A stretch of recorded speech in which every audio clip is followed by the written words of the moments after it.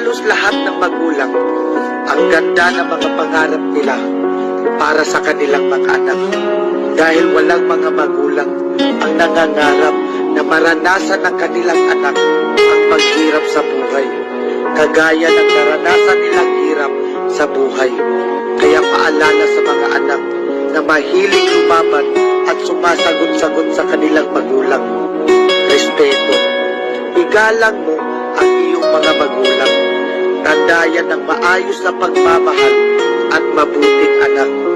Respeto at igalang mo ang iyong ama't ina dahil walang mga magulang ang nagpapahamak sa kanilang mga anak.